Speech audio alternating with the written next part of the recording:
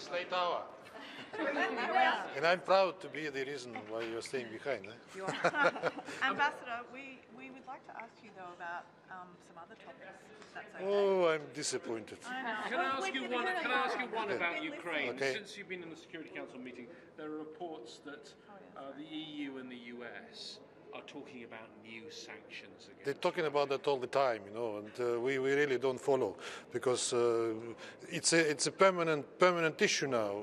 We don't just pay attention. So you're not worried at all about new sanctions? Look, we've been through it for 4 years now and more. We just don't bother. It's their business, not ours. And Ambassador, could we ask you about Venezuela? Yes. And, Russia has proposed this draft resolution.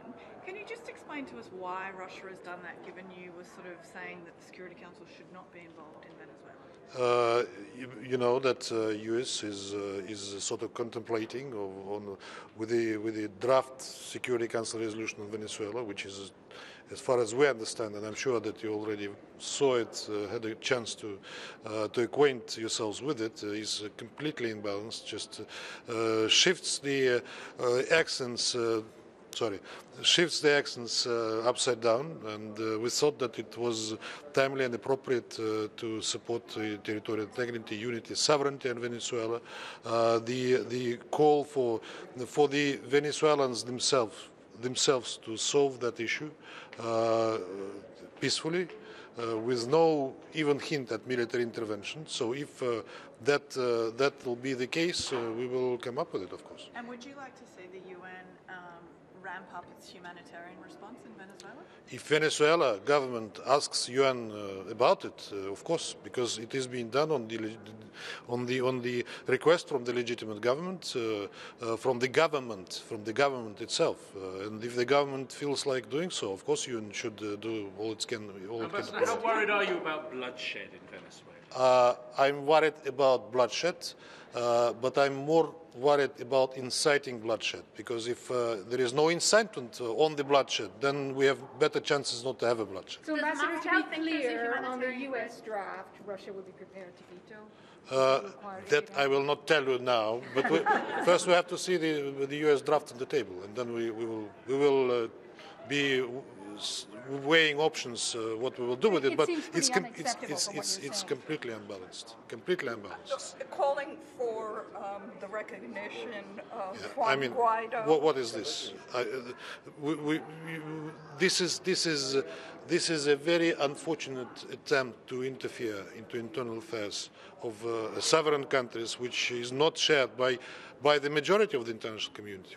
We saw the statement of the South African development community today that supported the legitimate government, that stood against interfering into domestic affairs, and that should be the principle. It's not about Maduro government as such, but it is about the principle first and foremost. Ambassador, do you think there's a humanitarian crisis in Venezuela? Does Moscow think there is a humanitarian crisis? I think that the situation is not exciting there economically, of course, but it doesn't look that there is an acute humanitarian crisis. There is maybe some.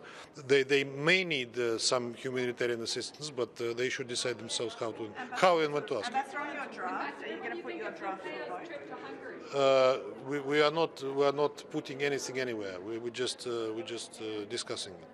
Okay. Are you engaging on the U.S. draft? No, we don't have any consultations at the moment on it. Before you leave, Ambassador, Okay. a huge subject that hasn't been perhaps in the spotlight in recent weeks, but you have Ambassador Pedersen coming here in the next 2 weeks, which is Syria. Yeah. Can you tell us what is going on with regard to that constitutional committee? Have you got the Syrian government to properly engage? That Special Envoy Pedersen will hopefully tell us when he's first to brief the Security Council late February, I believe. Thus far, he was touring around the world, speaking to major players on the issue. He was in Damascus initially, as you know, and he was in Riyadh, he was in Moscow, I think he went to Washington, to Brussels, Ankara, of course. So he's gathering information, he's making up his mind. I think he is very seriously determined to move the process forward. And that, of course, includes the fine-tuning on the Constitutional Committee, which we would like to see open up sooner rather than later. Tomorrow, as you know, not tomorrow, the day after tomorrow, there will be a summit in Sochi, the tripartite Astana summit, which will also be important for the political process. Let's see what they will come out of the summit on Thursday. But I mean, I cannot speak for Geir Pedersen himself, but we are very hopeful that the process will start moving. And that there will be a constitutional committee sometime soon? Hopefully. We were saying before that we want the Constitutional Committee to begin working as early as they can, as all is settled. Last year we said early next year, which is this year. Hopefully that we will see it soon. One of the problems has been the Syrian government, though. It's had problems with one of the lists. Have you put some pressure on the No, I don't think that the Syrian government had problems with the list. The Syrian government now cannot be as usually accused. These were different parties, other parties that were not happy with the list that we agreed upon through Astana, and that is being rectified. Some names that might change in the third basket, but it's not the Syrian government. The Syrian government, at least this time. Those names could change on Thursday.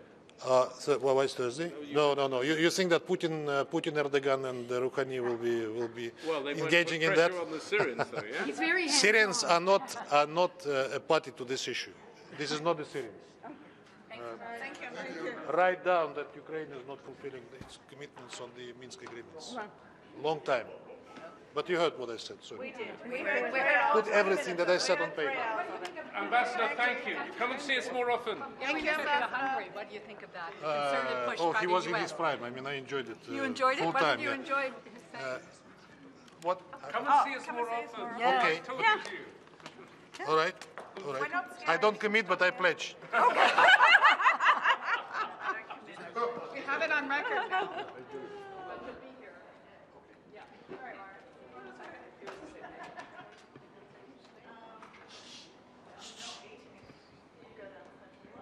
That's it. Wrap it up.